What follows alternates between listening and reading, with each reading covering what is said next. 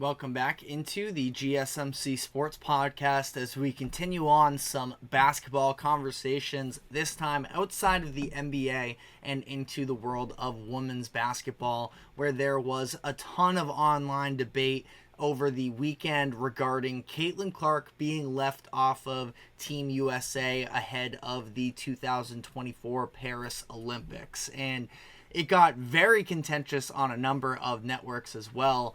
ESPN had a wild segment the other day, and I wanted to share my thoughts on it as well, because it does come down to a conversation of, listen, Caitlin Clark is obviously being taxed with a ton of expectations early in her career. And I'm sure she has no problem sort of dealing with all of these things and understands her importance in the overall world of women's basketball. But it has led to, a lot of fans taking on some very strong stances. And while navigating through all of this pressure, it does lead to a lot of these conversations where she isn't even involved, where ultimately being a first-year player that has been playing basketball just about nonstop for the past year plus, where she had her season that tipped off, it was probably October, September, somewhere along those lines with Iowa for her final college season.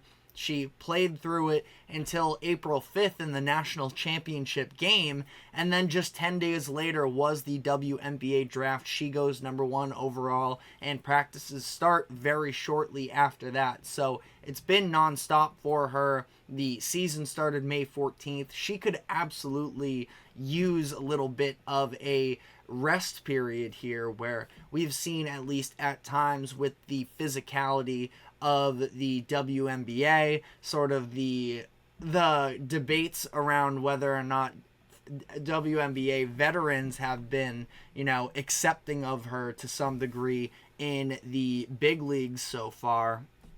She suffered a lot of hard hits, is where I'll leave it at that. Is she going to be ready to, continue on here and end up playing international ball with more physical rules and in the FIBA rules, and is that the best for her? I would argue that she could definitely benefit from this time off, and she has said that she's going to use it as motivation, and that the overall disappointment levels aren't too high. She understands the type of position that is of being on the biggest stage like that, and that it is the most competitive roster in the world for women's basketball, which is absolutely a true statement in my eyes. So, it does become an interesting conversation when you consider the fact that in the last 7 Olympics, the number 1 pick in the WNBA draft has been on the Team USA roster.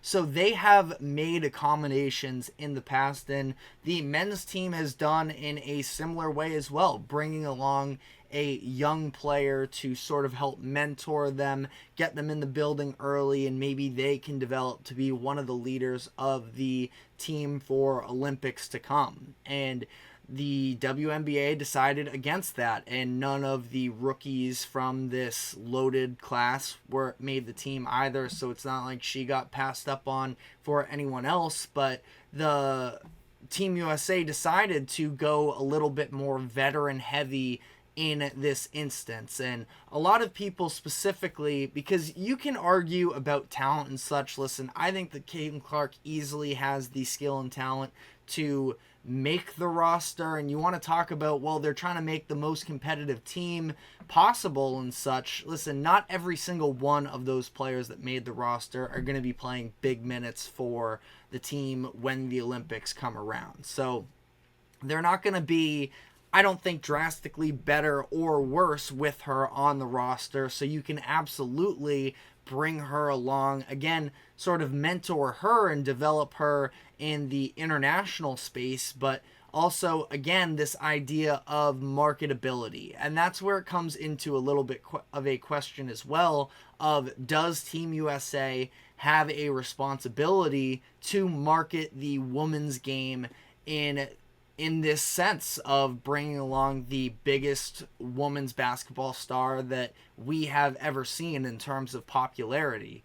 And I do think that it was interesting in this very contentious argument that took place on ESPN yesterday. Shannon Sharp did make the point, I believe it was him who said, if they were to make a Caitlin Clark Team USA jersey, it would outsell the next 5 highest selling jerseys combined, which I believe is absolutely true, even though, A'ja Wilson is sort of starting to establish herself as a star in terms of mainstream media. That it's just been the case of the WNBA that there hasn't necessarily been the same level of marketability. The WNBA is in a point right now in history where it has never been receiving this much attention, in large part due to Caitlin Clark, but we all understand that Caitlin Clark isn't the best player in the league, and A'ja Wilson is sort of emerging to the public in terms of how spectacular she actually is. But that being said, I see no lies with what Shannon said, that Caitlin Clark would absolutely be a massive seller, and she would bring ratings to the games. And listen, I understand the Olympics have their own marketability anyways, in terms of they don't necessarily need to be pushed in the agenda the same way that the WNBA has had to, for a lack of core diehard fans on a large scale. The Olympics, there are Olympics people out there, and there's been plenty of promotion of the Olympics in general. But that being said, I just have to imagine that the ratings, even if Caitlin Clark is on the bench, people are tuning into these games to see whether or not she does get in. And ultimately, even if she doesn't, you're watching these games, you're seeing how great everybody else is. And there's a reason why Caitlin Clark would be sitting on the bench, because you have these other stars dominating the show. So it is, again, a very strange debate here. Now, it's important to note that Caitlin Clark wasn't able to attend the tryouts for the Olympics because of the fact that she was playing in March Madness and going the distance, which is definitely a factor in this, that it would maybe feel like they are handing the spot a little bit to Caitlin Clark. But, to some degree, for the betterment of the sport, you can make the case that she deserves it.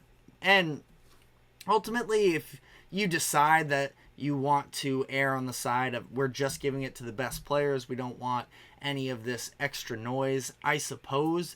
One thing that sort of rubbed me the wrong way was the report from USA Today that there were some veterans on the roster that were uncomfortable with Caitlin Clark being on the team because of the fact that her millions of fans would be upset with the fact that she wouldn't be getting playing time. There was a quote from USA Today. Concern over how Clark's millions of fans would react to what would likely be limited playing time on a stacked roster was a factor in the decision making. And it goes on to say that it would cause potential tension on the roster and just with the coverage of the team in general, of asking, well, why isn't Caitlin Clark getting more minutes? But I don't know. I think that is just sort of baked into the conversation that we've been having in terms of the other stars' acceptance of having Caitlin Clark, who hasn't necessarily proven herself on the highest level like they have been doing, and that she is the story just about every single day, and that would likely be the case. So I think that this is just sort of a result of jealousy, and ultimately, it's fine. WNBA players, they'll likely say that they're not jealous and that they have nothing to prove, and they likely don't have anything to prove necessarily, but there is still the fact that Caitlin Clark is more popular than these veterans who have been in the league for years now. And, that can be something that is maybe corrected over time, but it does feel like they sort of were gatekeeping a little bit Caitlin Clark coming onto their stage. And like I mentioned at the beginning of this segment, I think it might actually be better for Clark that she does get some time off this summer and that she has this extra bit of motivation. But definitely let us know how you feel in the comments section. But that is all we have time for on this subject. We're going to be taking our next break here and getting back to some actual action. We saw Game 2 of the Stanley Cup Finals take place last night between the Florida Panthers and the Edmonton Oilers. So we're going to be breaking down all of that action. But first, taking this quick break. Don't go anywhere. We will be right back.